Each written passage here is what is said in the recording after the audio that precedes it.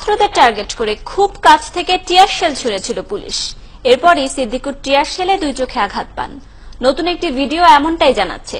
চিকিৎসকেরা বলছেন ভোঁতা কিছুর আঘাতে তার চোখের এই অবস্থা। এই ঘটনায় দোষীদের শাস্তির ঘোষণা দিয়েছেন স্বরাষ্ট্রমন্ত্রী। মুজাহিরুল হক রুমেনকে সাথে নিয়ে জানাচ্ছেন ফারহানা রহমান। পরীক্ষার রুটিন সহ তারিখ ঘোষণার দাবিতে গত 20 জুলাই শাহবাগে মুখোমুখি অবস্থান নেয় পুলিশ ও 7 কলেজের শিক্ষার্থীরা।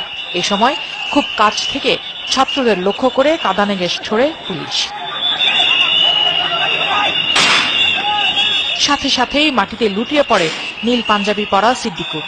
তাকে ঘটনাস্থলে রেখেই সামনে এগিয়ে যায় পুলিশ। পুলিশের পক্ষ থেকে বারবারই দাবি করা হচ্ছে সরাসরি কাউকে লক্ষ্য করে নয়, টিয়ারশেল ছোড়া হয়েছিল 45 ডিগ্রি অ্যাঙ্গেলে। তবে ছবিতে দেখা গেছে মাত্র কয়েক গজ দূর থেকে শিক্ষার্থীদের দিকে টিয়ারশেল ছোড়া হয়। এইখানে অন্য কোনো পক্ষ থেকে অন্য কোনো ধরনের সাবোটেজ করা হয়েছে কিনা সে বিষয়টা আমাদের তদন্তের পর্যায়ে নিয়ে আসবো।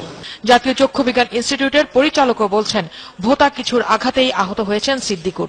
প্রথম দফার অস্ত্রোপচারে পুরোপুরি সেরে না উঠলেও এখন বাম চোখে কিছুটা দেখতে পাচ্ছেন তিনি।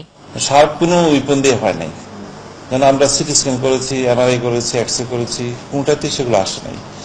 আঘাতের যে ধরনটা এতে মনে হয় যে এটা ব্লান্ট ইঞ্জুরি হয়েছে।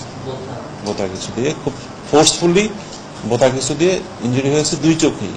এদিকে বিষয়টি খতিয়ে দেখতে 3 সদস্যের কমিটি গঠন করেছে ডিএমপি।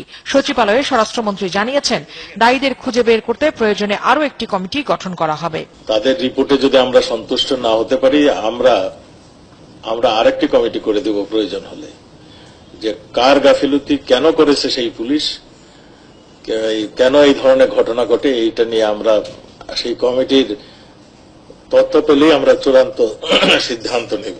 তা এটা যার গাফিলতি থাকুক তাকে আমরা বিচারের নিয়ে আসবো। এটা সেই সাথে যে কোনো আন্দোলন নিয়ন্ত্রণে পুলিশকে আরো সংযত থাকতে নির্দেশনা দেয়া হয়েছে বলে জানিয়েছেন স্বরাষ্ট্রমন্ত্রী।